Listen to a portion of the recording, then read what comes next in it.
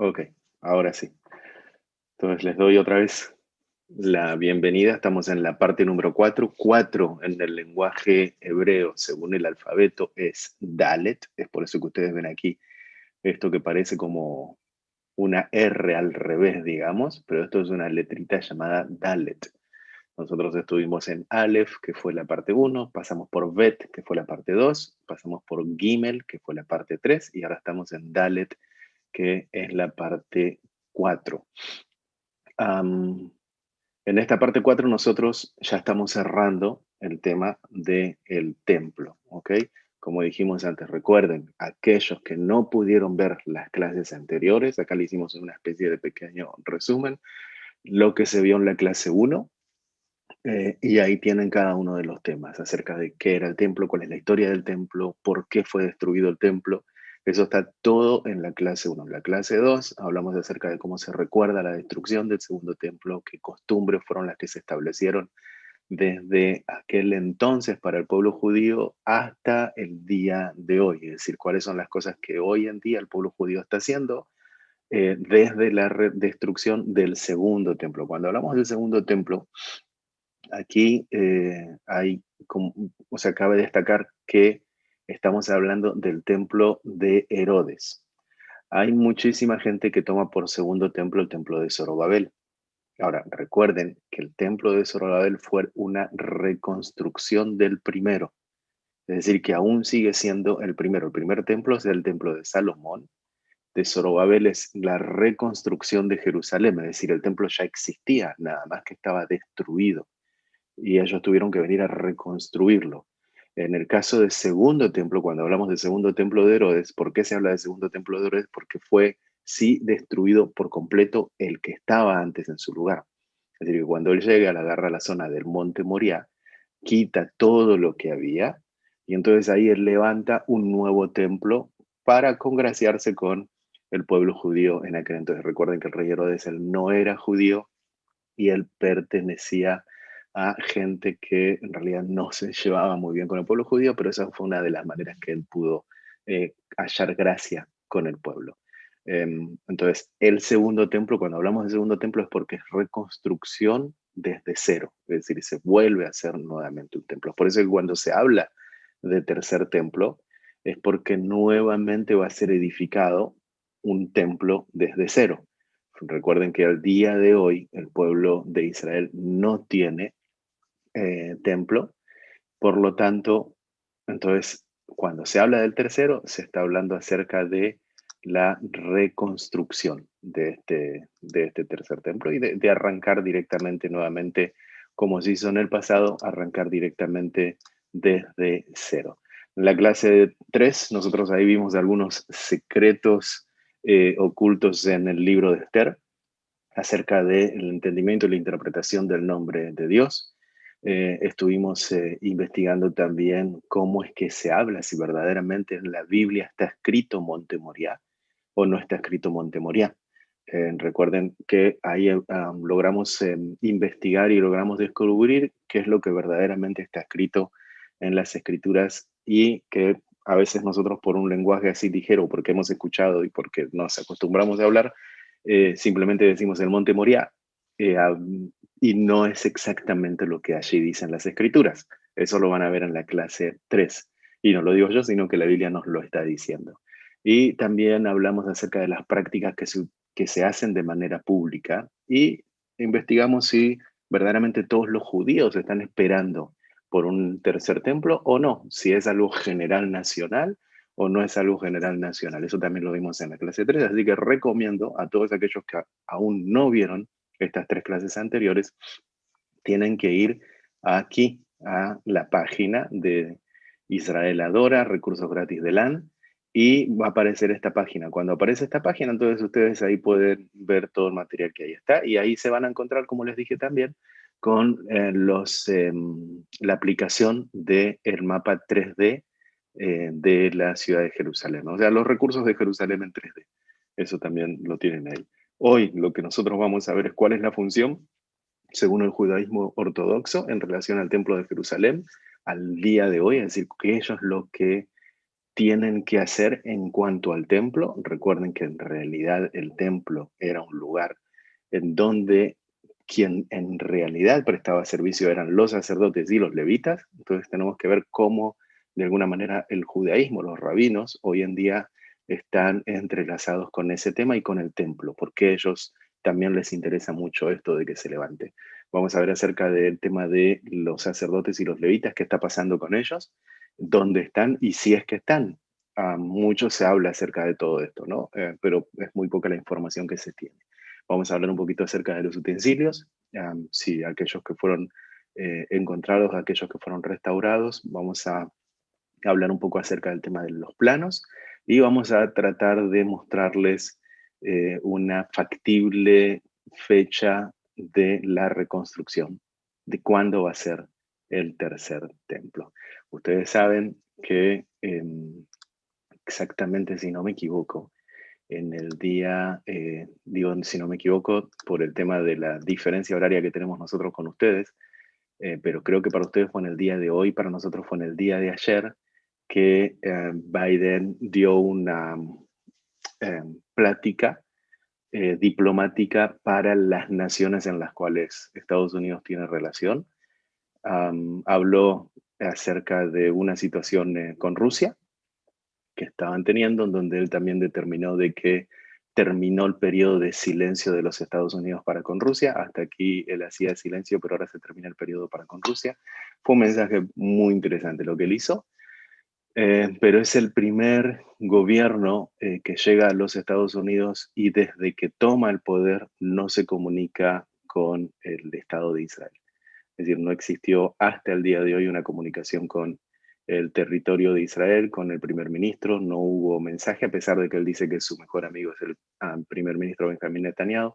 Y en el día, o sea, en este último mensaje que dio para todas las naciones, no habló acerca de Israel, lo cual fue para Israel un mensaje. Aquí muchos de los líderes sí están molestos y se prevén cambios incluso en los últimos tratados de paz que acaban de acontecer aquí en Israel, estos últimos tratados que ustedes estuvieron viendo acerca de el pacto abrahámico y unas cuantas cosas más que sucedieron. Eso está generando una especie de cambio en el trayecto de cómo se venía viendo hasta ahora, pero en realidad es algo que sí se preveía, ya se sabía desde aquí, desde el lado de Israel, que las relaciones no iban a ser del tanto amigables como lo fueron con la administración anterior. Es decir, que el, el, el conograma o ¿cómo se dice? El dominó de Dios sigue adelante en cuanto al plan del tema del tercer templo. Yo recuerdo que creo que en la segunda clase, si no me equivoco, les decía, nosotros aquí sabemos lo que está pasando, solo que estamos esperando que ustedes sepan. Y cuando nosotros le decíamos Biden ya es presidente, muchos de allí, de Estados Unidos, nos decían, no, no, no, ustedes están equivocados, él no es presidente. Nosotros aquí ya como que eso ya se anunció de antemano, pero muchos decían, no, no, no, no, porque faltaba. Bueno, aquí está, y entonces en realidad todo sigue conforme el plan de lo que aquí ya se preveía. Entonces eso también está como reafirmando lo que va a pasar en cuanto al tema del tercer templo. Así que es bien, bien, bien, bien importante el tiempo en el que estamos y es bien importante lograr entender e interpretar todo esto lo que está aconteciendo. Yo siempre les digo, traten, traten, traten en lo máximo que puedan de conectarse con el reloj profético de Dios y ese es Israel. Es decir, necesitan sí o sí ver qué es lo que está pasando para no ser sorprendidos y ser confundidos con el resto de la gente. Así que um, hay que tratar de ser entendidos, como nos dice las escrituras en los tiempos. Como hacemos siempre al inicio, yo siempre les hago para que ustedes puedan ver algo y les voy a poner aquí, les voy a abrir el sonido de mi lado para que ustedes puedan ver un pequeño videíto. Dura nada más que 2 minutos, no es mucho tiempo. Lo tienen que leer, está en hebreo, así que presten atención a la lectura. Aquellos que hablan hebreo no tienen problema, así que pueden escucharlo en el idioma hebreo, pero aquellos que aún están luchando con el hebreo, entonces le pusimos la lectura ahí abajito en el español. Así que aguarden un segundo.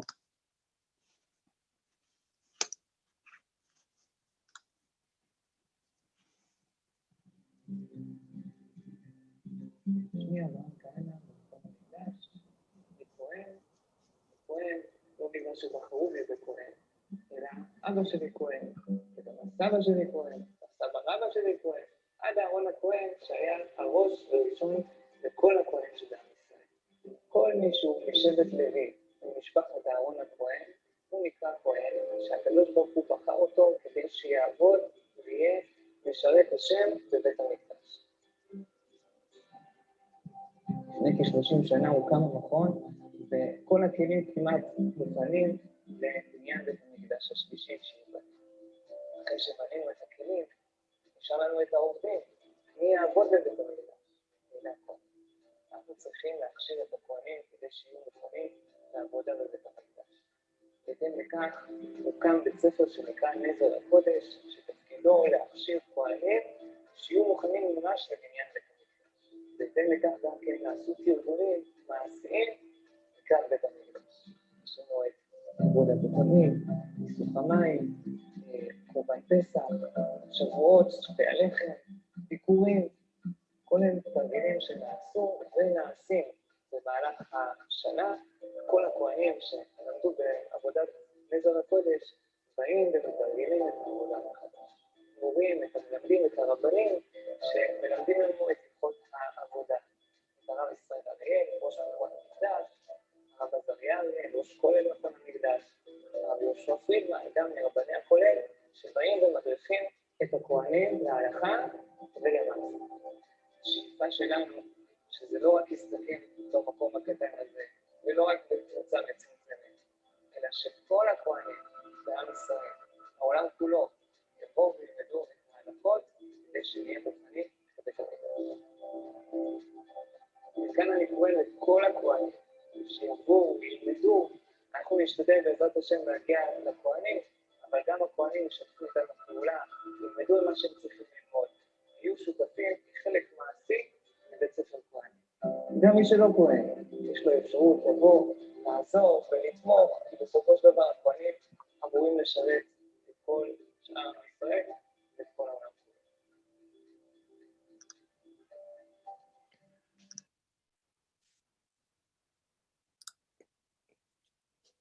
Muy bien.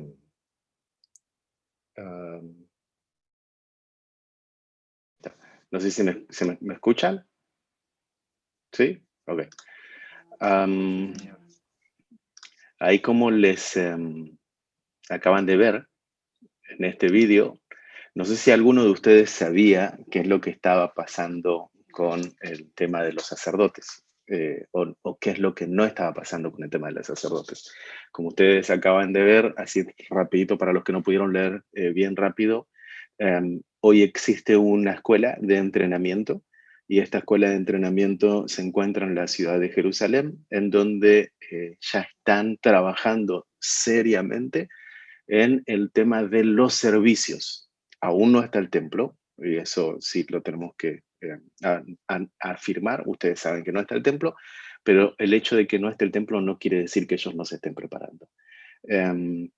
Obviamente hay algunos ciertos puntos que no están dados al público. Nosotros solamente tenemos acceso a algunas cositas que sí se pueden saber y que sí se pueden ver, y son simplemente avances como que se nos dan, ¿no? Como cuando sale una película nueva, siempre se da un premier. Esto es algo muy similar. Esto simplemente es un pequeño avance de todo lo que aún no está abierto a nuestro tiempo. Muchos de ellos, y cuando uno va y tiene una charla con alguno de los rabinos allí presentes, ellos incluso nos hablan, nosotros estuvimos allí, y nos dicen que tienen muchas cosas que les encantaría compartir con el mundo, pero que aún el mundo no está preparado para lo que hoy en día se tiene aquí.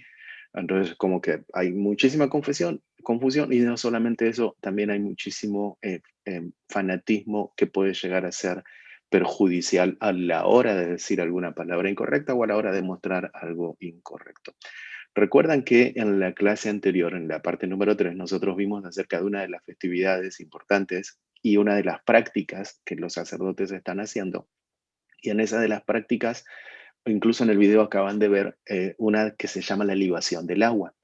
Recuerdan que en esa práctica de la libación del agua, el sacerdote tenía que ir desde el templo, bajar desde el templo todos los días, durante 7 días. En el libro de Juan, capítulo 8, se nos dice eso. Ellos tenían que ir todos los días hasta el estanque de Siloé. Y cuando llegaban al estanque de Siloé, dice que ellos tenían que recoger con una vasija agua del estanque de Siloé y luego venían con una vasija exactamente de la misma cantidad que tenía vino en ella, que era la representación de la sangre para el tema del sacrificio.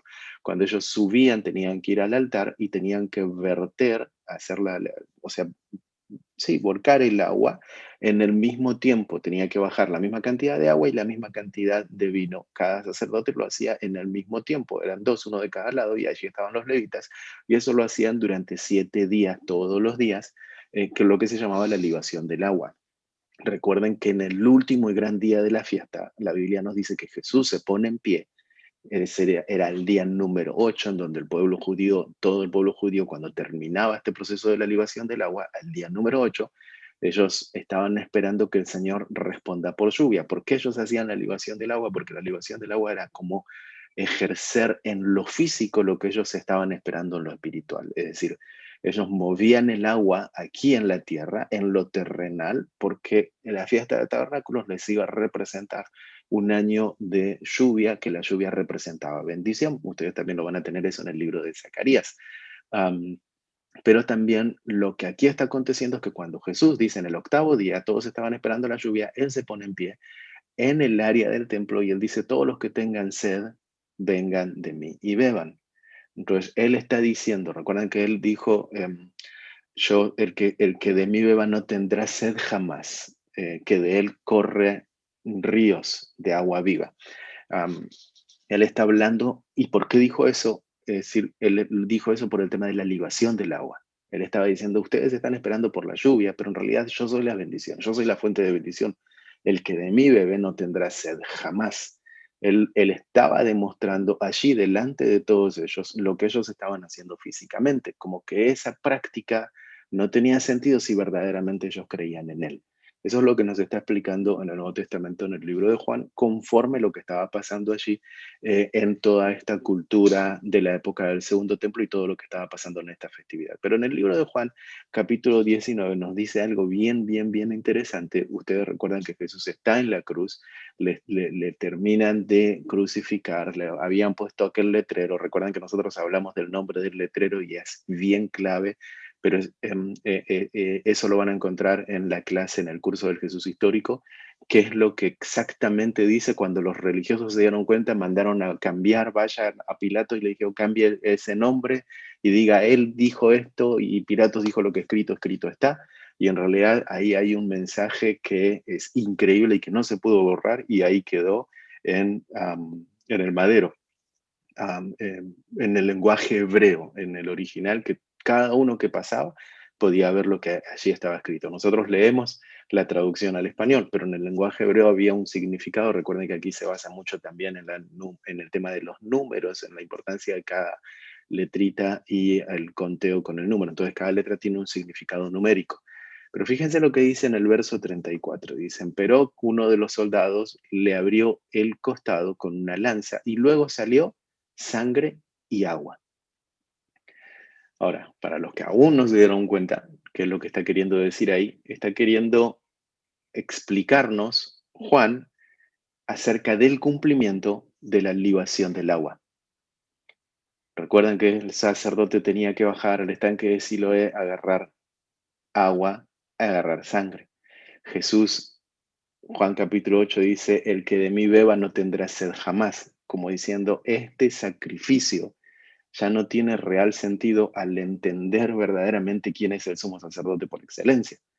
Y aquí físicamente lo está cumpliendo, en donde dice que salió de él sangre y agua. Es decir, Jesús es la libación del agua.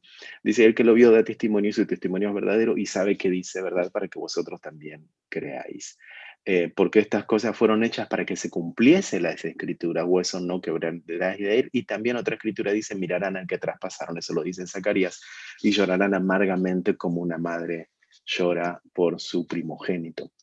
Eso también lo tienen allí. Así que simplemente eso era una aclaración de la clase anterior, la clase 3, que nos quedó un poquito como abierta en cuanto al tema de la libación del agua. Aquí lo que hicimos fue simplemente cerrar la idea concretamente, dónde se cumple eso en las escrituras y más específicamente en Jesús, y si es importante o no es importante para que sea, o sea, para que finalmente sí exista o no exista este tipo de práctica al momento de que se vuelvan a hacer nuevamente prácticas en el templo. Recuerden que las escrituras nos hablan acerca de esto y también nos explican qué es lo que va a acontecer con esto. Por eso lo vamos a ver ahora un poquito más adelante. La pregunta es, ¿cuál es la función según el judaísmo ortodoxo en relación al templo de Jerusalén al día de hoy?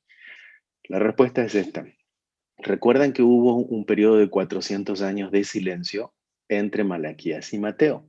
Durante ese periodo de 400 años de silencio no quiere decir que, nosotros ya lo vimos a esto, que hubo silencio por completo, sino que Dios permitió que la historia continúe.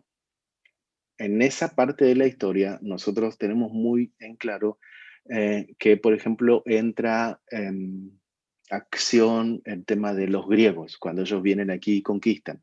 Y allí comienza todo aquel movimiento después más adelante en el Nuevo Testamento que muchos griegos aceptan a Jesús como su Mesías, muchos judíos se convierten a los dioses de los griegos. Era esa mezcla, porque eso sucedió en ese periodo de los 400 años de silencio. También sucedieron algunos acontecimientos más, como por ejemplo el tema de los macabeos, que vuelven a recuperar el templo. Y el pueblo judío al día de hoy celebra una de las festividades llamadas la Hanukkah, que se celebra para la época de diciembre por lo general. Esta época, que es la fiesta de la Hanukkah, es el recordatorio de la liberación del templo de mano de los enemigos. Y recuerden que en aquel entonces ya no había servicio sacerdotal porque tampoco existía en el templo lo que se conoce como uno de los elementos más importantes para tener el perdón de Dios, tenía que estar el arca del pacto en el lugar santísimo. Es decir, el sumo sacerdote podía entrar al lugar santo, encontrarse con los elementos, utensilios en el lugar santo, pero si no accedía al lugar santísimo una sola vez al año, es como que el pueblo se quedaba sin perdón y sin absolutamente la parte más importante, que era lo que Dios les otorgaba, un año más de perdón. Al no haber arca del pacto, entonces ese servicio específicamente no existía. Entonces, ¿qué es lo que sucedió? Todo pasó a manos de las interpretaciones rabínicas, lo que en aquel entonces se les llamaba los sabios judíos. Recuerden que parte estuvo en lo que fue la deportación babilónica y parte siempre se quedó en el territorio de Judea. En, cuando ellos se retornan, los que fueron deportados a Babilonia, retornan, ellos están trayendo con ellos el Talmud babilónico, y los que se quedaron en Judea, ellos tienen con él o con ellos el Talmud de Jerusalén. Es decir, de ambos hacen lo que es el Talmud, es el conjunto de las interpretaciones rabínicas, lo que se entiende después y lo que es conforma finalmente el Midrash. Um, en todo eso hay muchísima información bien interesante, porque nos trae un poco más de luz en todo este periodo de silencio que nosotros le conocemos desde Malaquías a Mateo. Y allí también están, por ejemplo, en la Biblia católica el libro de Macabeos, Macabeo 1, Macabeos 2. Ahí lo van a encontrar también a modo de historia, porque nosotros sabemos que no son libros que fueron inspirados por el Espíritu Santo para poder incluirlos dentro de la Biblia. De hecho, en el pueblo judío esos libros tampoco son parte del Tanaj, es decir, para el pueblo judío tampoco son palabra del Espíritu Santo para incluirlo dentro del Tanaj, dentro de la Biblia hebrea. La Biblia hebrea es exactamente igual como la que ustedes tienen allí en el Antiguo Testamento. Sin el Nuevo Testamento, exactamente así es la Biblia hebrea, pura y exclusivamente Antiguo Testamento completo como ustedes lo tienen.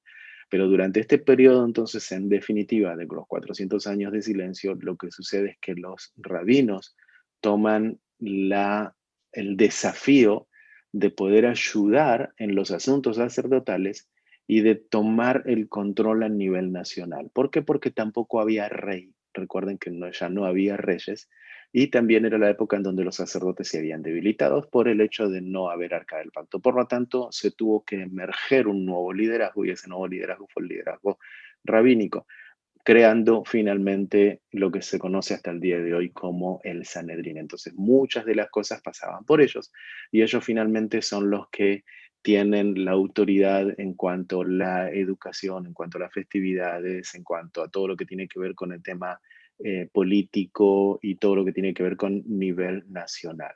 Si venía algún pueblo de afuera, lo que tenía que hacer era hablar con ellos, tener una plática con ellos y llegar a un acuerdo con ellos, y ellos iban a explicar que ellos no eran un pueblo de guerra, ya no era Israel en aquel entonces un pueblo de ejército que salía a luchar, sino que ellos buscaban el bienestar común, y fue así como finalmente Herodes aparece en escena y les devuelve a ellos el templo sin tener una guerra con el pueblo judío.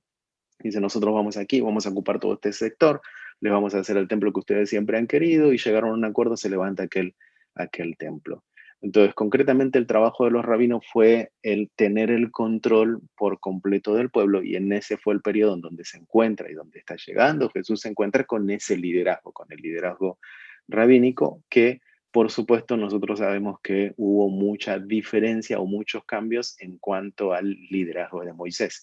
Es decir, ellos hicieron muchísimos cambios en cuanto al liderazgo que estuvo antes, que era un reinado y sacerdotal, a pasar a estar bajo las manos de los rabinos, y hasta el día de hoy existe mucha la influencia de ese liderazgo rabínico al día de hoy. Por lo tanto, los sacerdotes se ponen por debajo de la autoridad rabínica, y entonces los rabinos o la autoridad rabínica es la que tiene mayor control en cuanto a este tipo de temas. Es decir, al día de hoy, como dije, el judaísmo rabínico tienen control y ejercen autoridad sobre los sacerdotes. Como ustedes pudieron ver en el tema del video, los sacerdotes,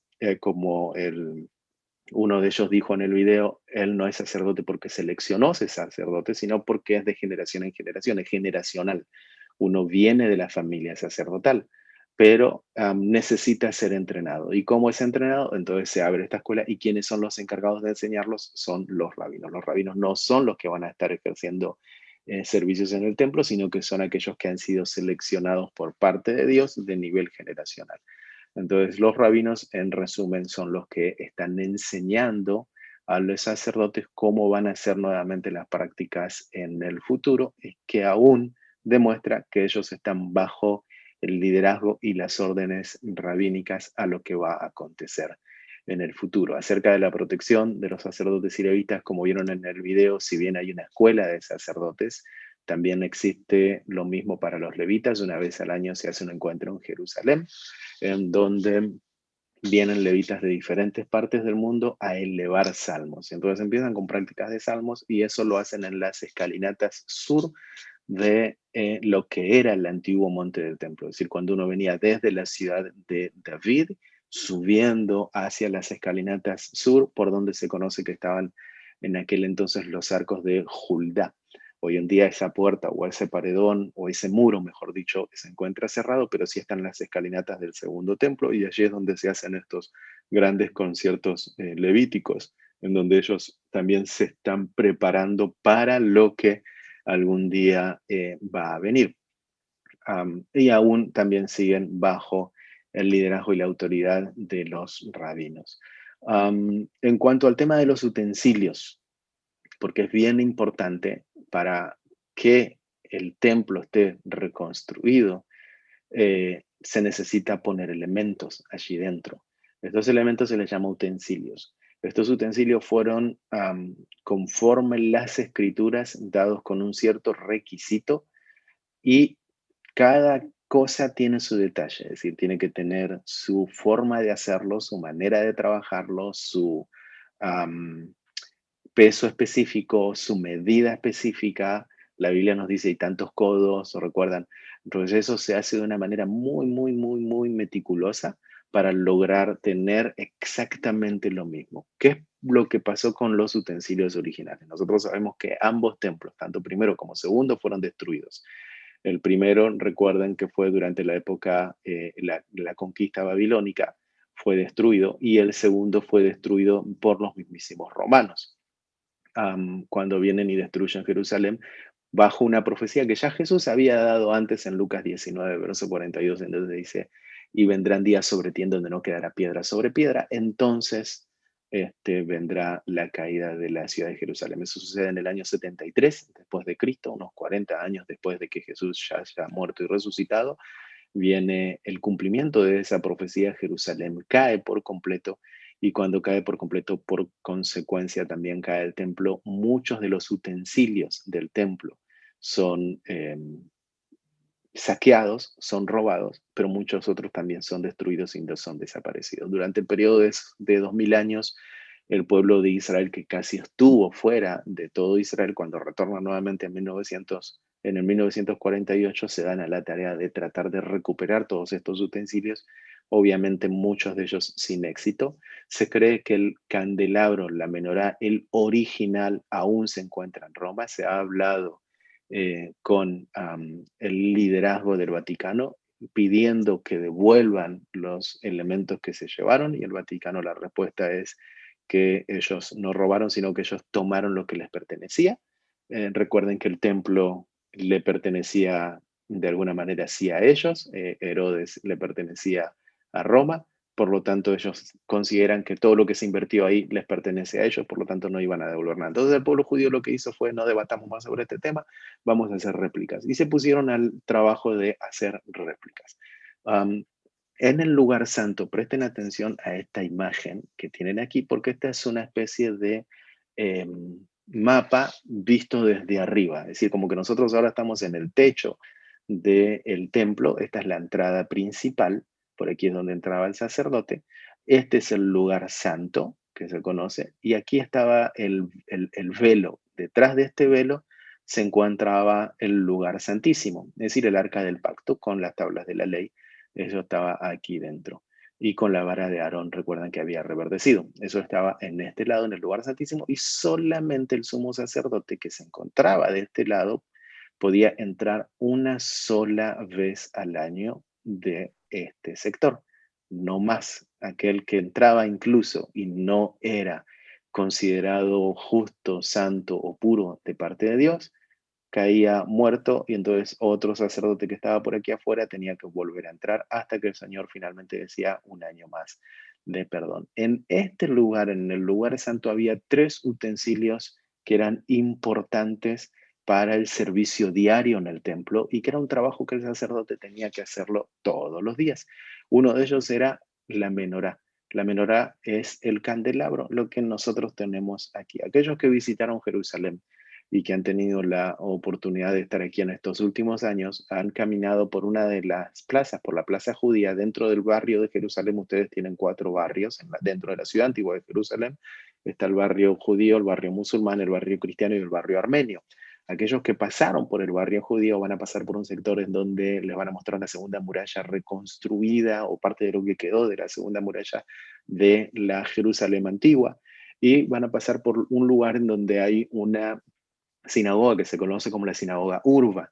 Mientras ustedes continúan caminando, bajan unas escalinatas y ya tienen allí a vista de ustedes el muro de los lamentos, lo que se conoce también como el muro occidental para el lenguaje hebreo, conocido más bien muro de los lamentos para el lenguaje español.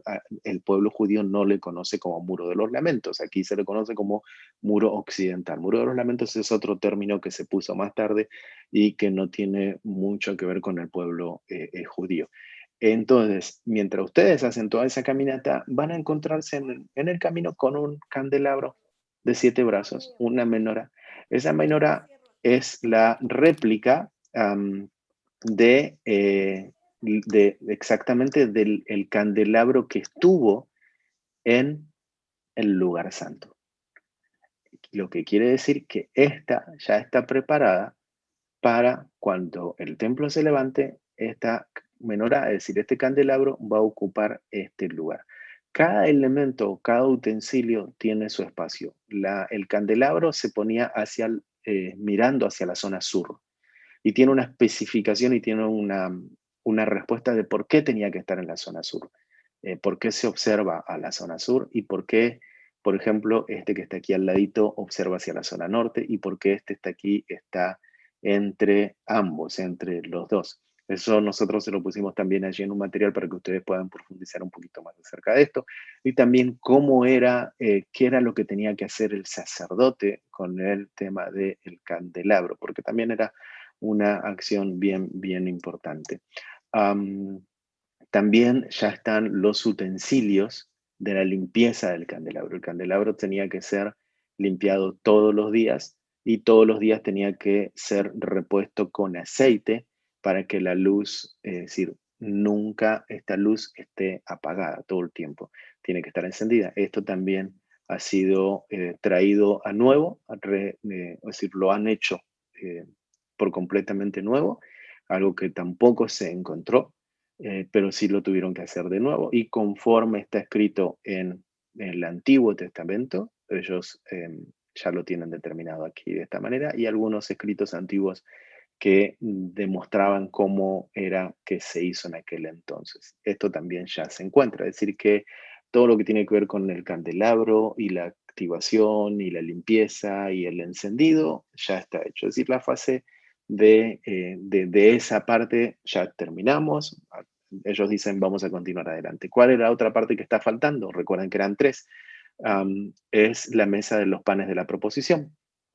Entonces, la mesa de los panes de la proposición también ya está lista, ya está preparada. Está aquí en la parte norte, se ubicaría de lo que es la edificación, ¿no? Cuando ustedes están observando hacia el templo, imagínense que aquí, donde yo estoy ahora con el mouse, se encuentra el Monte de los Olivos. Y exactamente frente a este templo, aquí frente a este templo, había una puerta que era la puerta oriental, era la puerta única principal que se accedía al templo, porque de este lado, que es la espalda, es lo que hoy en día el pueblo judío ve cuando va al muro de los lamentos o muro occidental, es decir, el pueblo está de este lado y estaría en la parte de la espalda de lo que es el templo, pero la parte del frente es la parte del Monte de los Olivos, es decir, aquí es el Monte de los Olivos. Y la parte principal, el acceso principal y casi en línea recta, casi en línea directa, era la puerta dorada o puerta de la misericordia que daba el acceso directo al templo. Entonces de ahí es donde se saca que una parte tiene que mirar al sur, otra parte tiene que mirar al norte, por la ubicación de cómo estaba el templo en base al Monte de los Olivos. ¿Y por qué era importante observar al Monte de los Olivos? Porque aquí iba a estar el tema del sacrificio de lo que se conoce como la vaca bermeja. Es por eso que hasta el día de hoy se han encontrado hornos en el Monte de los Olivos.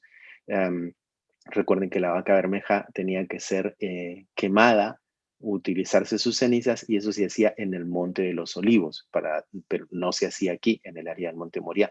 La Biblia nos dice que se debía hacer en el Monte de los Olivos. Y eso es uno de los sacrificios que el pueblo judío está esperando a poder realizar, porque es el único que hacía que el pueblo sea purificado. Es decir, solamente ese sacrificio. Todo lo demás no servía para purificar eh, en cuanto al tema de pecado. Solamente el sacrificio de la vaca bermeja era el que podía purificar de alguna manera de pecados en cuanto a el mandato sacerdotal.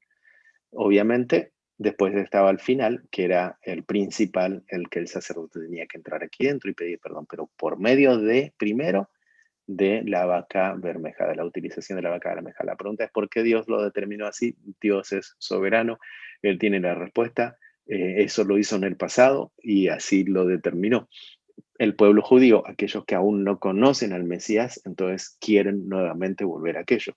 Y nosotros sabemos que eso va a volver a retornar, eso va a volver a suceder.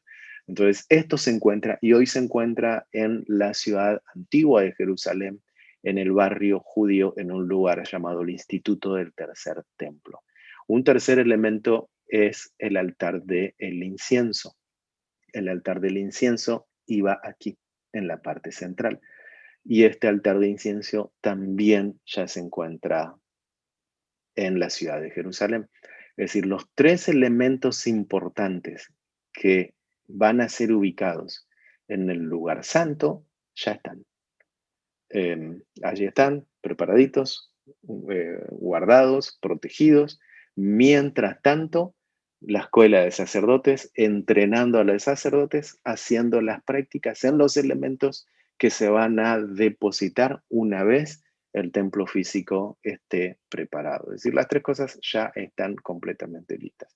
La vestimenta del sumo sacerdote ya está completamente lista. Para que se den una idea, más o menos, de cuánto se invirtió en todo esto, este pectoral que tiene aquí el sumo sacerdote em, tiene un costo mínimo de $150,000. Las inversiones que se hicieron resultaron, ¿no? Con ese precio. Lo más difícil acá fue conseguir el color original. Y el color original lo tuvieron que encontrar, lo encontraron de unos caracoles en el mar, porque no se puede hacer tinta natural.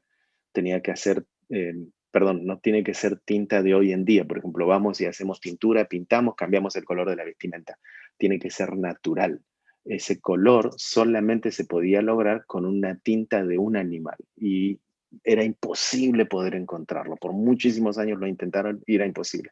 Hasta que finalmente encontraron el mecanismo y es por medio de un caracolito. Un caracol así un tantito grande de tamaño que ese lo que hace es, al ponerlo a él dentro del agua, le cambia la tinta de la vestimenta de manera natural. Y se da el color que el sumo sacerdote necesita llevar en su vestimenta. Um, la inversión que se hizo en todo esto es increíble, pero si ustedes van a la página web, por ejemplo, hoy en día la pueden visitar, del Instituto del Tercer Templo, hay muchos donantes. Y cuando ustedes van al muro de donantes, no terminan, o sea, no van a, así, bajan, bajan, bajan, bajan, bajan. Es increíble la cantidad de donantes que hay para el Instituto del Tercer Templo para que todo esto se lleve adelante. Entonces el pueblo judío ve el apoyo bien fuerte del mundo en general y más precisamente fuertemente del pueblo judío, de que adelante con todo esto, con el plan de la reconstrucción, porque hay mucho, mucho apoyo. Hay otros elementos, obviamente, que tenían que hacer a la vida diaria del templo y del sacerdocio. Todos estos elementos también ya se encuentran. Hay muchos más que nosotros por cuestión de tiempo no se los pudimos poner aquí, pero hay muchísimos más y ya están también absolutamente todos preparados. Fíjense que esto, por ejemplo, es la palita que se utilizaba para el incienso. Todo esto tiene que ser de oro. Esto es el jarro, por ejemplo, que se utilizaba para tomar la sangre de la vaca bermeja para después finalmente llevarla para el sacrificio. Este era lo que se utilizaba para el lavamiento. Recuerdan que incluso en el Nuevo Testamento se nos dice, hey, tú y tus discípulos no hacen el lavamiento de manos. Aquellos que estuvieron en Israel, que pudieron ir al Muro de los Lamentos, se dan cuenta que cerca del Muro de los Lamentos hay como dos lugares en donde van a ver que va mucha gente y hace lavamiento de manos antes de llegar a la zona que se considera sagrada, antes de llegar al Muro de los Lamentos. Y la gente se lava las manos. En aquel entonces también existía, los sacerdotes tenían que hacer purificación permanente y esto también ya se encuentra a el modo original como estaba en la antigüedad y otro tipo de cosas que hacen a la vida diaria del templo, como por ejemplo pueden ser estos utensilios de medición que también eran utilizados para tener la medida perfecta de lo que se exigía en cada sacrificio. La pregunta es, ¿va a haber sacrificios o no va a haber sacrificios? Porque mucha gente dice, no, eso del tercer templo, nosotros creemos que ya está, se terminó, lo importante es que Jesús, nuestro sumo sacerdote por excelencia, y el templo en realidad es celestial, está arriba y viene de arriba. Ahora, nosotros no vamos a entrar aquí en temas doctrinales ni nada por el estilo, pero sí es importante destacar que las escrituras son bien, bien, bien, bien claras y nos dicen que sí va a haber un templo físico en Jerusalén, nuevamente, en los últimos tiempos. Es decir, el templo físico sí va a estar. Si para el pueblo cristiano es importante los sacrificios o no, ese es otro punto que no tiene nada que ver con el templo. Jesús sí es el sumo sacerdote por excelencia, él ha cumplido absolutamente con todo. Por lo tanto, los sacrificios que se hagan ahí, ¿afecta o no afecta al pueblo cristiano? No tiene que afectarle porque el pueblo cristiano no necesita de que entre un sacerdote para decir tus pecados son perdonados, un año más de perdón. Es decir, ya han recibido el perdón eterno. Entonces esto sí es importante destacarlo porque hay muchísima gente que corre, creyentes que corren detrás de todo esto, esperando que se hagan los sacrificios porque quieren ver los sacerdotes y qué lindo y que todo esto, y entonces están bien pendientes con esto de el tema de los sacerdotes y los sacrificios y las prácticas y todo lo demás. Si bien es importante que eso suceda porque la Biblia nos dice que va a acontecer, el libro de Daniel dice que se van a hacer los sacrificios y al cabo de una semana se van a detener. Es decir, cuando está hablando acerca de las 70 semanas, le dice, el que va a ser enviado, finalmente quien va a ser que va a confundir unos cuantos, dice que a la mitad de la semana detiene los sacrificios. Lo que nos está diciendo es que los sacrificios sí se llevan adelante, sí se van a llevar adelante. Por lo tanto, sí va a haber un templo. Entonces, si ese templo va a existir, los sacrificios también van a estar. Hay ciertas confusiones en cuanto al pueblo judío y debates que no quieren, por ejemplo, el sacrificio de animales. Hay mucha gente que está en favor de los animales y dice, no, lo que se hacía antes, era muy asesino, muy salvaje. Esto no lo hagan, busquen una alternativa. Pero mucha gente dice, no, nosotros tenemos que hacerlo conforme al Antiguo Testamento. Y entonces van a ver ahí, y va a ser bastante agresivo porque ven un corderito bien pequeñito, menos de un año que le están allí cortando el cuello, sacándole la sangre. Es medio feo ver todo eso, pero lo cierto es que están entrenando a la gente, sacerdotes, para que puedan hacer ese trabajo y que finalmente ese trabajo sí se va a hacer. Y les cuento que no falta mucho para que eso suceda. Ahora vamos a hablar un poquito de eso. Ahora, nosotros vimos que tres elementos importantes se encuentran en el lugar santo y que ya están preparados. La pregunta es, ¿dónde está el arca del pacto? Mucha gente se pregunta dónde está el arca del pacto. ¿Por qué? Porque es el elemento más importante. Es decir, si no tenemos arca del pacto, ¿de qué estamos hablando? Volvemos nuevamente al segundo templo.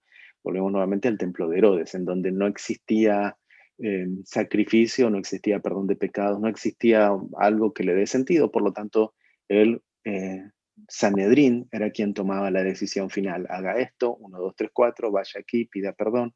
Unas cuantas cosas así se hacían en aquel entonces, que Jesús, cuando se confrontó con toda aquella gente, los fariseos y los saduceos, les digo, ustedes se alejaron de lo original. Lo original es la ley de Moisés, es decir, las escrituras. Recuerden, cuando nosotros vimos el curso del Jesús histórico, vimos que Jesús en algunas cuantas ocasiones va y les dice, vayan y hagan conforme está escrito el libro de Moisés. Entonces, él demuestra que el libro de Moisés, es decir, el Antiguo Testamento, el Pentateuco, los primeros 5, era lo que él estaba cumpliendo y ellos, los religiosos, le estaban culpando a Jesús incluso de romper el Antiguo Testamento cuando le decía, tú trabajas en Shabbat, tú estás rompiendo la ley de Moisés. Pero Jesús le decía, no, no es así, es decir, la interpretación de ustedes es errónea en cuanto al tema este. Pero lo importante aquí en este punto es si en aquel entonces no hubo arca del pacto, ¿cómo puede ser que el arca del pacto pueda aparecer al día de hoy? Y esto es uno de los secretos que están velados a la humanidad al día de hoy. ¿Y por qué están velados a la humanidad al día de hoy? Porque puede ser conflicto o inicio de tercera guerra mundial, sacarlo a público ahora. Es decir, decir tenemos el arca del pacto hoy en día para el pueblo judío y sacarla y fotografiarla y mostrarla al mundo es un conflicto de provocación para el pueblo musulmán, todos aquellos que practican el Islam. ¿Por qué? Porque ellos van a sentir su amenaza como se siente hasta el día de hoy en cuanto a la cúpula dorada. Es por eso que se están llevando acuerdos de la reconstrucción primero del templo. Una vez que el acuerdo de la reconstrucción primero esté más concreta y esté más clara, entonces esto va a volver a aparecer en escena.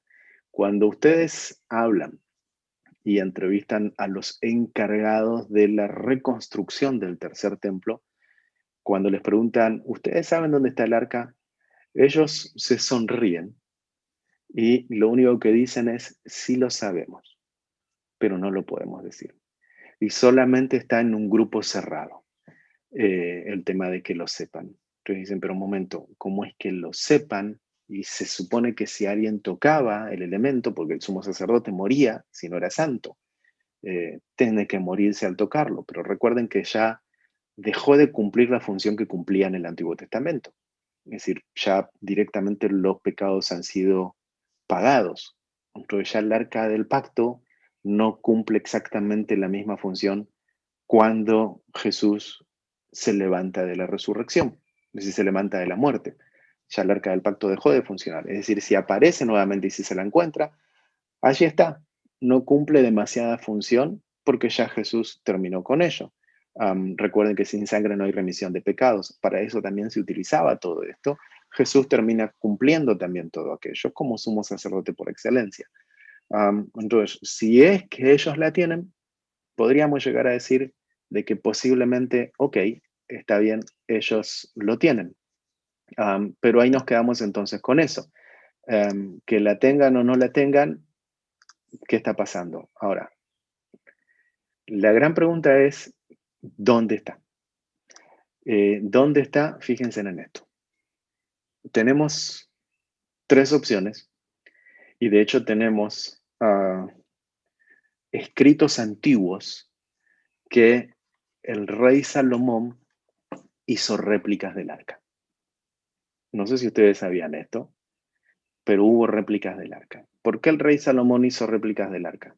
Él supo que cuando su reinado termine, él sabía que Jerusalén iba a ser atacada. El liderazgo que seguía después de él era un liderazgo dividido. Recuerden que teníamos por un lado Roboam y por otro lado Jeroboam. Y fue lo que sucedió. Jerusalén fue atacada, el templo cayó por completo. Cuando se envía a reconstruir, es decir, cuando se hace el primer templo por completo, el monte Moria era una especie de monte así, o sea, hacia arriba, ¿sí? No como le vemos hoy en día, vemos una cosa plana por completo, algo llano. Pero en aquel entonces así se lo veía, una cosa como piramidal, no tan piramidal, pero algo piramidal. Para construir el templo, ellos comienzan de arriba hacia abajo.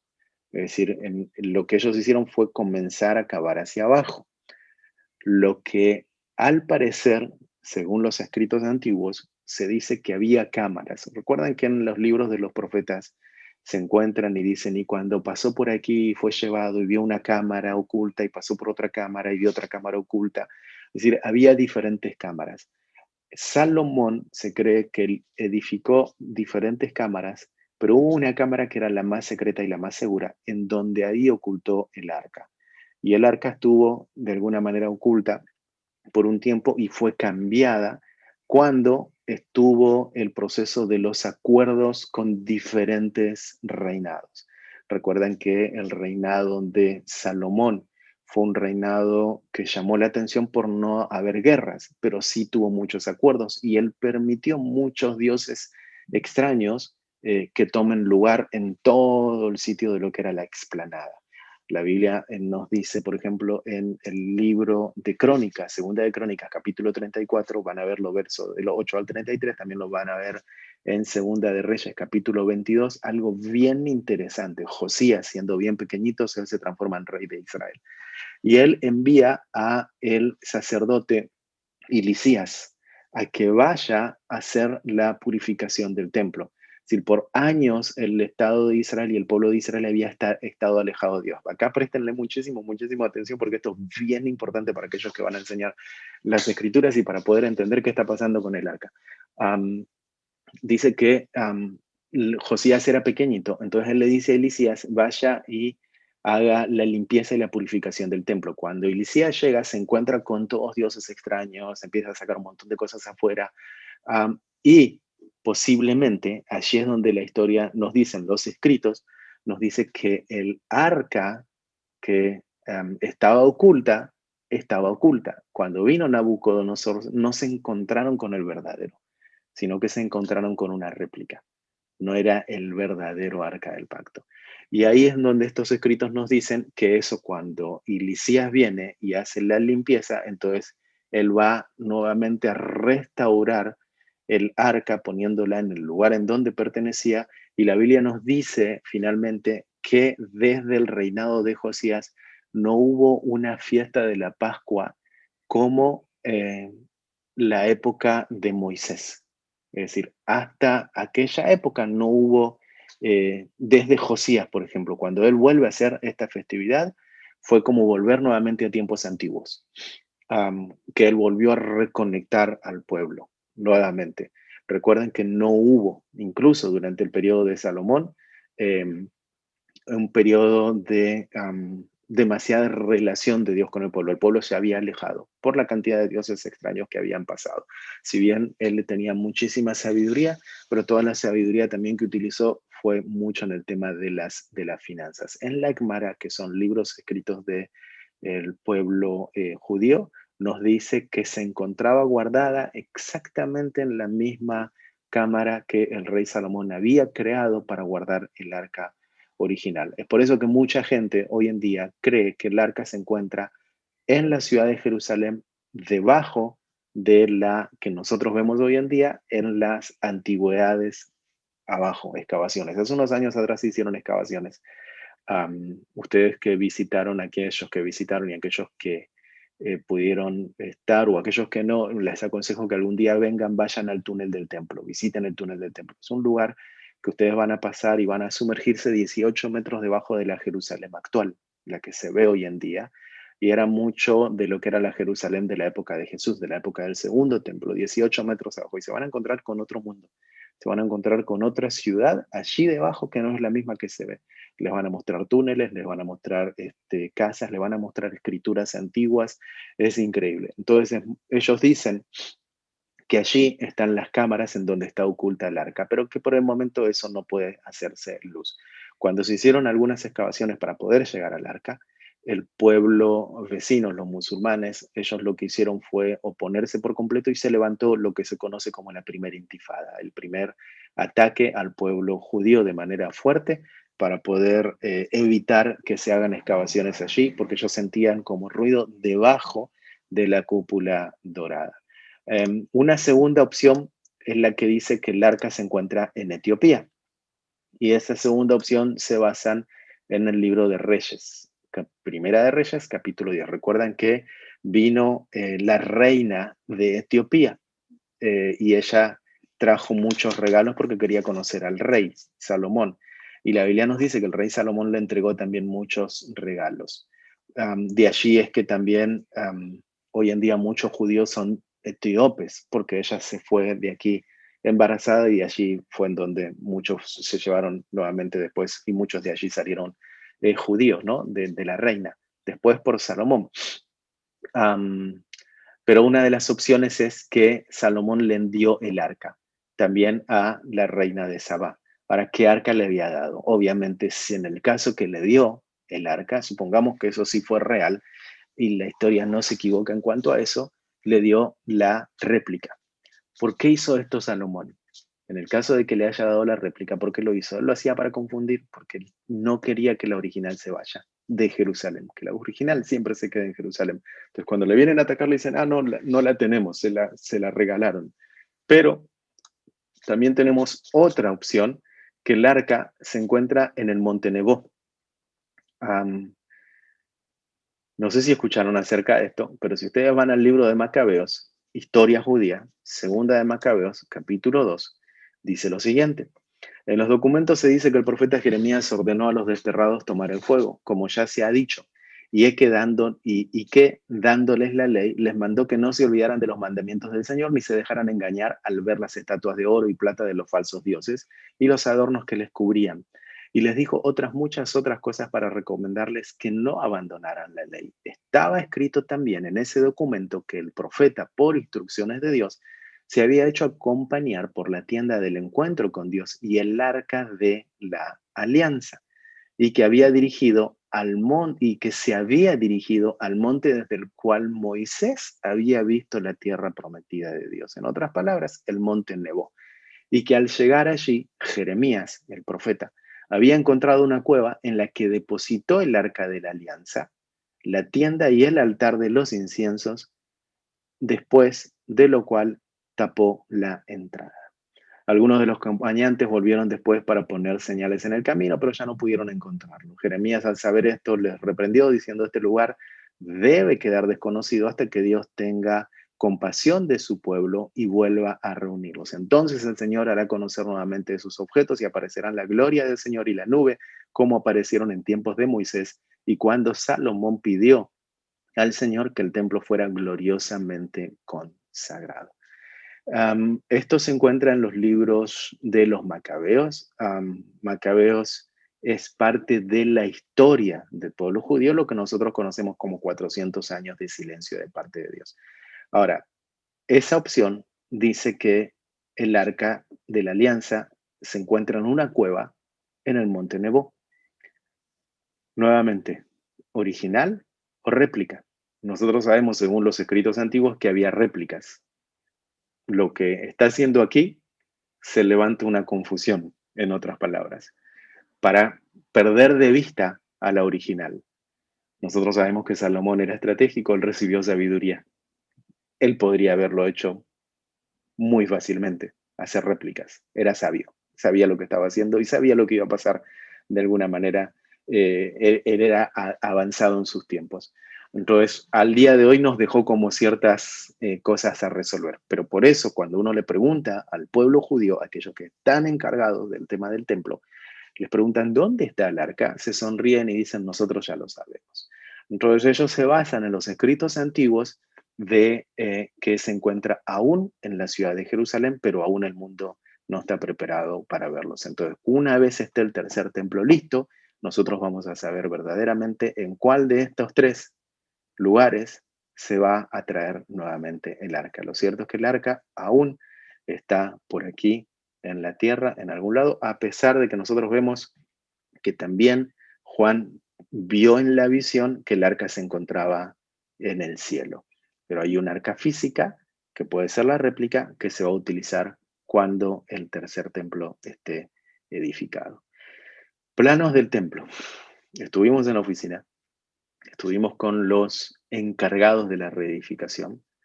Es un grupo de arquitectos que están trabajando fuertísimo, fuertísimo, fuertísimo en cuanto a este tema. Y ellos dicen que el último detalle final, es decir, hasta el último adorno y la última piedra y lo último, lo último, lo último, si empiezan hoy, en 3 años tienen todo el templo levantado por completo. Eso es lo que dice el grupo de arquitectos que están trabajando. Si hoy empiezan, en 3 años ya lo tienen listo por completo, pero de empezar a 3 meses ya pueden comenzar con los servicios. ¿Me explico? Es decir, hoy comienzan a edificar, en 3 meses comienzan los servicios, pero la construcción continúa hasta ver su resultado final en 3 años. Pero no quiere decir que tienen que esperar a 3 años para comenzar con los servicios. Ellos se van a acelerar el proceso para que en 3 meses ya los sacerdotes puedan entrar y comenzar con los servicios. Tristemente no les podemos mostrar los planos, como tampoco le podemos mostrar el rostro de la gente, porque está todo siendo protegido por cuestiones de seguridad. Y obviamente ustedes ya saben que esto es un tema muy, muy, muy sensible. Pero sí lo que les podemos mostrar es algo bien interesante y es algo que nosotros hablamos acerca de cómo están avanzando con el tema del tratado. Si ustedes pueden ver el gráfico donde se encuentra aquí la imagen del templo, ustedes también pueden ver aquí detrás algo. No sé si prestaron atención a esto. ¿Qué es este algo? Este algo es exactamente esto que está aquí al costadito. Es la cúpula dorada, el domo de la roca. Lo que este gráfico nos está diciendo, que está aquí sobre la mesa, nos está diciendo que el tercer templo y la cúpula dorada están exactamente ubicadas o planificadas para las dos elementos o los dos edificios estar exactamente en el mismo lugar. Ambas edificaciones están exactamente en la explanada de lo que hoy se conoce como la explanada de la mezquita. Con esto en mente, Obama, cuando se transformó en presidente, él dijo Israel tiene que volver a la línea de 1967. La línea de 1967 marcaba que gran parte de la antigua ciudad de Jerusalén pertenecía al pueblo cisjordano, es decir, a los jordanos, a los árabes. Al hacer eso, él está devolviendo de alguna manera, de manera oficial, la cúpula dorada por completo a los jordanos. El pueblo judío hoy en día tiene la administración de la antigua ciudad, la antigua ciudad. Pero uno de los tratados de que Obama compartió para que se pueda llevar a cargo este tratado de paz en Medio Oriente, él había ido a un lugar que se llamaba, que se conoce hoy en día como el Domino Flevit. Y en el Domino Flevit hay una ventana. Esa ventana tiene una cruz. Y al observar esa cruz está apuntando hacia un lugar y está apuntando exactamente hacia donde se encuentra la puerta dorada y detrás donde se ubicaba el primer templo. Observen aquí en este primer mapa. En este primer mapa ustedes van a ver lo que era la ubicación original del primer templo, no del segundo templo. El segundo templo, el pueblo judío no le está prestando atención porque no eran los planos originales conforme cómo debía ser el primer templo. Es decir, cuando ustedes vean una imagen de cómo era el segundo templo, las imágenes del segundo templo le van a mostrar una ubicación no tan exacta de dónde estaba el primero. Es decir, el segundo, que era de Herodes, fue edificado en otro lugar que no necesariamente marcaba exactamente el mismo espacio físico que el primero. El primero se basa, el pueblo judío para reconstruir el tercero se tiene que basar en la ubicación original del primero. Cuando el presidente Obama estuvo aquí, él fue hasta el Monte de los Olivos y él llega a este Domino Flevit, y este Domino Flevit, en esa ventana, una edificación de una iglesia que se encuentra hoy en día ahí, muestra esta ventanita y esta cruz mostrando esta línea. Esta línea hoy en día no está. Este puente ya no existe. Aquí hay un valle. Aquellos que pudieron visitar recuerdan que hay aquí el valle que se llama el Valle del Cedrón y hay un cementerio aquí de ambos lados. Por un lado el cementerio judío y por el otro lado aquí hay un cementerio árabe. Pero aún sigue estando esta puerta. Esta puerta está sellada. ¿Recuerdan aquellos que pudieron verla? Está cerrada y se cumple algo dicho por el profeta en el libro de Ezequiel, capítulo 44. Eso lo vamos a ver ahora. Esta puerta se sella. Esa iluminación de esa ventana está iluminando a esto, es decir, está marcando de manera directa a esto y a su vez está marcando el acceso directo. Recuerdan que en un momento anterior yo les comenté que la puerta dorada, puerta de la misericordia, marca la puerta directa hacia la puerta principal del templo. Presten mucha atención a esto porque esto les va a dar un poco de luz en cuanto a todo este entendimiento. Es decir, la clave aquí es esto. Fíjense, lo que dice en el libro de Apocalipsis capítulo 11. Entonces me fue dada una caña semejante a una vara de medir. Y se me dijo, levántate y mide el templo de Dios. Levántate y mide el templo de Dios. Aquí está hablando acerca de los 2 espías, aquellos que van a ser resucitados, que van a ser muertos y que se van a ser resucitados en la ciudad de Jerusalén después de 3 días y medio. Dice, entonces me fue dada una caña semejante a una vara de medir y me dijo, levántate y mide el templo de Dios y el altar y a los que adoran en él. Quiere decir que cuando le dice, mide el templo de Dios, le está diciendo, hay una edificación, existe un templo en Jerusalén en el periodo y en el tiempo cuando estén aquellos 2 testigos. Cuando esos 2 testigos estén en la ciudad de Jerusalén, hay un templo. Ve tú y mide, le está diciendo. Pero, presten atención aquí, pero el patio que está fuera del templo, déjalo aparte y no lo midas porque ha sido entregado a los gentiles. Y todos ellos hollarán la ciudad santa 42 meses. Y todo lo que dice aquí es de los testigos. Y daré a mis 2 testigos que profeticen por 1260 días, vestidos silicios. Estos testigos son los 2 olivos y los 2 candeleros que están en pie delante de Dios. Esto va a ser en la ciudad antigua de Jerusalén. ¿Ok? Ahora, miren, observen esto. En esta parte, aquí, que yo les estoy mostrando, ustedes van a ver la puerta dorada. Presten la atención, la puerta dorada. Allí está la puerta dorada hoy en día. Este es el mapa antiguo que representa el primer templo. Este es el mapa actual, en donde hoy en día se encuentra ubicada la cúpula dorada. Miren dónde está aquí la puerta dorada, que se encuentra sellada. Miren dónde está ubicada aquí, en el mapa antiguo, conforme el primer templo. ¿Pueden verlo? Esa línea azul les va a ayudar. Ahora, miren del otro lado la línea azul. ¿Pueden verlo? Si nosotros agarramos este templo, aquí, y lo tenemos que ubicar exactamente en el mismo lugar donde estaba antes, ¿dónde lo ubicamos? a la par de la cúpula dorada. Por lo tanto, la cúpula dorada no necesita ser destruida. Mucha gente está esperando por una guerra y que la cúpula dorada sea destruida. Y están esperando la señal de una guerra y la señal de una vez que la cúpula dorada sea destruida, entonces se edifica el tercer templo y viene el fin. Muchos van a ser sorprendidos que la cúpula dorada no va a ser destruida. En el Talmud se prohíbe al pueblo judío destruir un sitio santo que no le pertenezca a ellos.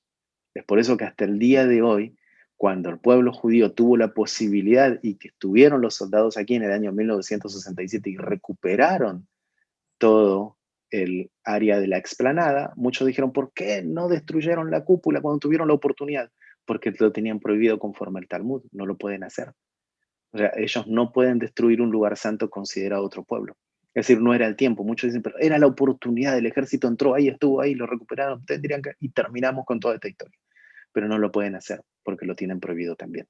Entonces, el tema es aquí que otro viene de otra parte del mundo, liderazgo de otra parte del mundo, y dice ustedes, para lograr la paz y para que todo esto en Medio Oriente, acá está la clave, tienen que volver a construir su templo o su edificio exactamente en el mismo lugar donde estaba el primero. El pueblo judío es lo que quiere, edificarlo exactamente en el mismo lugar donde estaba el primero. Y aquí está la prueba, es decir, el este no se ubicó exactamente en el mismo lugar en donde estaba el primero. ¿Y qué nos está diciendo el libro de Apocalipsis? Dice, pero en el patio que está afuera, déjalo aparte. Miren, aquí está. Este es el patio. ¿Ven mi mouse? Este es el patio que está afuera. Dice, déjalo aparte. No lo midas. ¿Por qué? Porque ha sido entregado a los gentiles. ¿Quiénes son gentiles? No judíos. Gentil es toda aquella persona que no sea judía. O sea, el mismísimo Señor le está diciendo aquí, es decir, no midas esto porque ha sido entregado a los gentiles. Es decir, no le prestes demasiada atención. Yo ya se lo di a los gentiles, es de ellos. No sé si esto les trae un poco más de luz en cuanto a que la situación aquí sigue avanzando en Medio Oriente y todo está conforme a las escrituras. Es decir, las escrituras es la brújula, concretamente cómo todo se va cumpliendo lentamente, despacito, cómo todo se va acomodando. Donald Trump se creyó que él iba a ser un elemento importante para la reconstrucción del templo y todas las vistas se fueron hacia aquel lado, todos los ojos se fueron hacia aquel lado con el tema de los acuerdos. Pero fíjense hoy en día quién es el nuevo presidente de los Estados Unidos y quién está detrás del presidente de los Estados Unidos. No más ni nada menos que exactamente la misma persona que hace unos cuantos años atrás dijo, ustedes tienen que hacer este plan. Israel hoy en día está casi como en silencio con el nuevo presidente, pero el nuevo presidente puede decir, ¿saben qué? Nosotros vamos a hacer la solución de ustedes. Ustedes pensaron que iba a ser aquella persona que tanto les amaba. Nosotros somos la solución. Se terminó paz en Medio Oriente. La Biblia nos dice de la higuera aprender, prestar atención. Muchos dicen, ¿cómo puede ser posible? Era el presidente que tuvo la administración anterior clave para nosotros. Puede ser que fue muy bueno, fue excelente, pero Dios tiene que continuar con su plan. Entonces, independientemente del gobierno que esté, Dios tiene un plan. Ahora, si el gobierno que está ahora es para que se siga cumpliendo el plan de Dios, no sé si me explico, no quiero hacer política absolutamente de nada acá, simplemente lo que estoy tratando de traer un poco de luz es lo que nosotros vemos de este lado del mundo, cómo el Señor está armando su ajedrez concretamente, nos guste o no nos guste, pero Él continúa adelante con su plan. Ese es su plan de redención final para todo el mundo, cuando finalmente, nuevamente, viene el Mesías. Y la Biblia se cumple. En el libro de Zacarías dice, y verán al que traspasaron y llorarán amargamente. Es decir, aquí, en el caso de que todo vuelva y que se cumpla esto y que nosotros podamos ver el libro de Apocalipsis aquí, establecido, el patio de los gentiles no fue tocado, la reconstrucción fue reedificada, las prácticas vuelven a hacerse, entonces sí préstenle atención a la semana en donde va a ser detenido toda la práctica de el tema sacerdotal allí. De la higuera aprender, dice el Señor Jesús, porque no va a pasar una generación hasta la venida del Hijo del Hombre. Israel volvió a la escena en 1948, pero lo más importante hoy en día es el Tratado de la Línea de 1967. De ahí en adelante, ustedes hagan el conteo de la generación bíblica.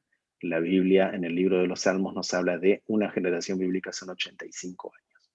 Hagan ustedes cuentas, fíjense cuando el Señor está viniendo.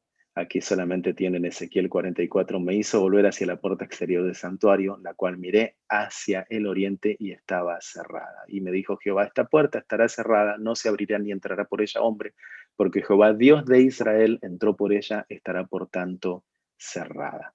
Es esta la puerta dorada, por aquí entró, por lo tanto estará cerrada. No se va a volver a abrir, como mucha gente cree que para que el Mesías venga tiene que entrar por la puerta dorada. Él ya entró en Lucas 19, verso 42. No tiene que volver a entrar por aquí. Ezequiel 44 nos dice, Él ya entró, por lo tanto la puerta permanecerá y estará cerrada. Así que familia, hasta aquí nosotros llegamos con la clase del día de hoy. Cerramos con el tema del templo, terminamos con el tema del templo. Perdón porque yo sé que para muchos de ustedes allí se les fue el horario, se les hizo un poco tarde. Pero creo que ah, era importante, creo que es importante, creo que ahora quedamos muchos de nosotros con algunas cuantas interrogantes y creo que esto nos abre un panorama nuevo, pero un panorama bien, bien, bien interesante porque nos ayuda de alguna manera a saber qué es lo que tenemos que esperar. Y como yo siempre, siempre, siempre digo, rumores hay mucho, lo importante es qué nos dice las escrituras. Es decir, todo está en la Biblia, todo allí está. Entonces, sí, todos estos rumores pueden ser importantes, pero todo hay que llevarlo a las escrituras. Las escrituras son la clave absolutamente de todo y estos rumores lo único que hacen es traernos un poquito más de luz aquí en cuanto a todo esto y nos demuestran qué es lo que está pasando en el reloj profético de Dios. Bueno, muy bien. A todos ustedes ahora que me están mirando por este lado, este grupo que estaba recién con nosotros por medio del Zoom, por medio de esta clase virtual, quedamos aquí una vez al mes de manera gratuita.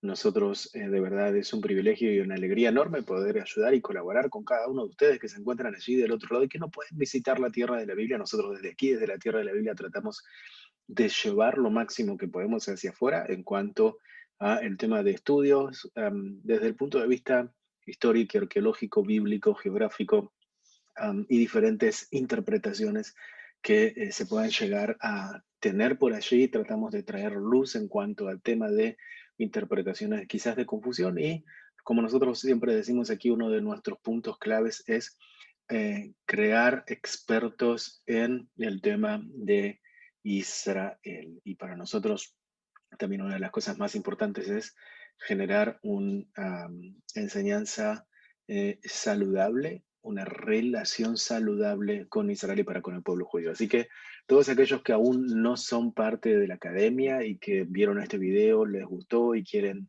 seguir más profundo y se quedaron con ganas de aprender un poco más, primeramente invitarles a que puedan visitar la página web. Yo ahora se las voy a poner aquí para que ustedes puedan visitar, a ver, aguárdeme, ahí está. Esta es la página web que ustedes pueden visitar aquí, donde dice www.israeladora.com/The Land Academy. Cuando ustedes ponen este enlace en el buscador Google, se les va a aparecer una página y en una de las partecitas de la página ustedes van a ver por allí recursos gratis. En la parte de recursos gratis ustedes van a poder acceder a todo el material que nosotros les damos a ustedes gratuito, que pueden disfrutar de todo eso, pero también hay un área que es de miembros, de membresía, que esa es la que les recomiendo a todos absolutamente. Y como nosotros sabemos que mucha gente hoy en día, con todo esto lo que ha acontecido, está atravesando situaciones financieras un tanto diferentes. Cada hogar es un mundo, como siempre decimos.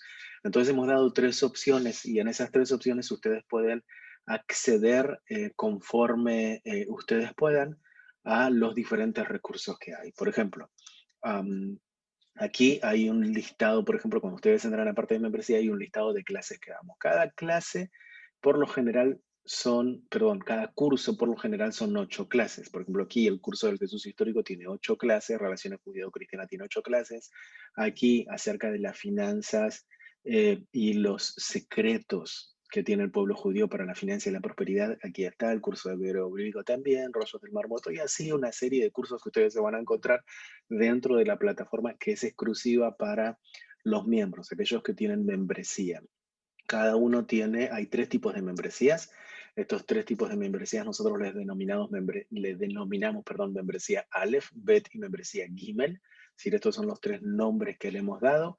Y cada membresía tiene su acceso, su costo mensual, pero también fíjense a todo lo que ustedes acceden. Por ejemplo, si ustedes dicen, no, yo no puedo invertir demasiado, pero sí quiero invertir y quiero aprender y quiero ir un poco más profundo con los estudios, desde aquí le aconsejamos esta, que es membresía Aleph, que tiene 16 clases, 2 módulos, 12 webinars, acceso gratuitos a los webinars, tiene materiales de estudio certificado de la academia aquí, y esto le cuesta $12 al mes. No es mucho, la verdad que no es mucho.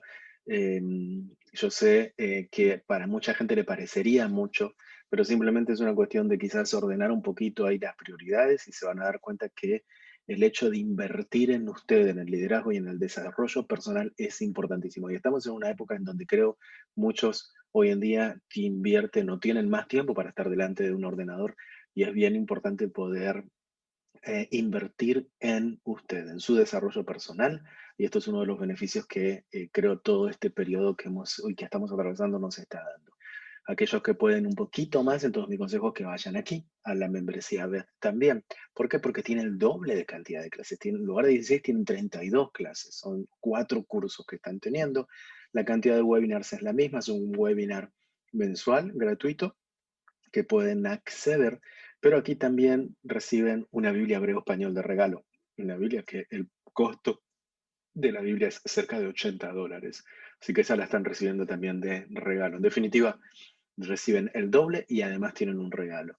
Y aquí esta es la más recomendada, que es la membresía Gimel, que tiene 48 clases. Son 6 cursos, tienen el certificado también, tienen la Biblia también de regalo aquí también, pero además, fíjense lo que tienen, reciben un shofar de regalo y también reciben un descuento de 25% en programas presenciales de futuros viajes a Israel. Es decir, con todo lo que usted aprendió y dice, ok, ahora yo me quiero ir a visitar la tierra de la Biblia, entonces nosotros le ayudamos a hacer ese sueño realidad y les regalamos a ustedes un 25% de descuento por haber tomado el curso en la membresía Gimel. Y aquellos que son pastores y dicen, nosotros queremos educar a la iglesia, queremos entrenar a la iglesia, siempre hemos querido educar a la iglesia en temas de Israel, pero no podemos hacerlo. ¿Por qué? Porque saben que el tema de Israel es un tema am, complicado. Es decir, vamos a ser reales y honestos. No es fácil enseñar acerca de Israel y muchísimo menos con tanta información que hay por el Internet y tanta confusión genera. Hay mucha gente que me dice y que tiene mucho temor, muchos pastores específicamente tienen mucho temor con el movimiento, por ejemplo, judaizante, acerca de qué fiesta se celebra, qué fiesta no se celebra, qué práctica, qué no práctica. Entonces tienen mucho temor con cuanto a todo esto del movimiento judaizante. Y nosotros siempre lo que decimos es, como dije en un principio, crear una relación saludable, y esto es bien importante, una relación saludable para con Israel y con el pueblo judío. Es bien importante, por ejemplo, si toman la clase de relaciones judío-cristianas, se van a encontrar de que mucho de la influencia que existe hoy en día en muchos líderes es influencia del judaísmo rabínico, algo que estuvo muy lejos y está muy lejos de lo que es el Antiguo Testamento, de lo que verdaderamente Jesús enseñó. Jesús confrontó a muchísima gente, muchísimos líderes del Antiguo Testamento, judíos, ortodoxos de aquel entonces, fariseos, saduceos y una serie de sectas que había en aquel entonces. Nosotros en esta clase, en el curso de judeos, relaciones judío-cristianas, aclaramos mucho acerca de eso y es más que importante que pastores y líderes puedan tomar ese curso. ¿Por qué? Porque les da a ustedes herramientas a la hora de poder explicar a la iglesia, poder enseñar a la iglesia, poder enseñar al pueblo con una autoridad, entendiendo desde la base, desde aquí, desde Israel con directamente desde el lenguaje hebreo, traducción directamente del lenguaje hebreo al español y explicarles a ustedes de una manera ordenada, bíblica, saludable, acerca de cómo verdaderamente se fue modificando todo con el correr del tiempo a llegar a lo que tenemos hoy, la confusión. Así que, pastores líderes, les aconsejo que tomen el curso como grupos. Tenemos opciones para grupos de 10 y ustedes lo pueden llevar a su iglesia y son grupos y cursos más presenciales de trabajo en equipo que también es bien recomendado. Así que si ustedes lo quieren tomar, contáctenos allí en la página web y en el email en donde pueden obtener mucha información. Están a tiempo, estamos en el mes de febrero, no pierdan la oportunidad de expandir sus conocimientos en cuanto a las escrituras. No necesitan hoy en día subirse a un avión para poder aprender de Israel. Hoy en día el Señor lo que hizo fue ayudarles con eso. No tienen que invertir en un avión, si bien es importante poder visitar, pero no es la excusa de no visitar, no poder visitar para no aprender. Así que aquí nosotros estamos dispuestos a ayudarles y es una bendición que puedan tomar parte de estos cursos. Recuerden visitar esta página web, tómenla ahí en nota, visiten ahí, allí tienen el mail, allí tienen al teléfono WhatsApp para poder acceder a la información y recibir también información de los próximos cursos que se van a abrir. Tenemos mucho para compartir, tenemos mucha información que queremos sacar adelante y estaríamos bien contentos de que ustedes sean los primeros privilegiados en poder recibir todo este material. Así que sin más, les saludo desde aquí, desde la tierra de la Biblia y espero verles en los cursos en línea, los recursos, allí nos vemos. Recuerden también las clases, muchas de ellas son por Zoom, muchas de esas clases ya están grabadas, pero aquí estamos para servirles desde la tierra de Israel. Les saludo, que tengan ustedes un excelente día. A continuación, recuerden, vayan, visiten la página web, encuentren allí los recursos gratuitos para que puedan ustedes recibir mayor información y aquellos que quieren ir un poco más, vayan a las membresías que son más que aconsejables. Así que saludos, bendiciones a todos y gracias por tomar la decisión de transformarse en un experto en temas de Israel. Bendiciones. Gracias. Shalom.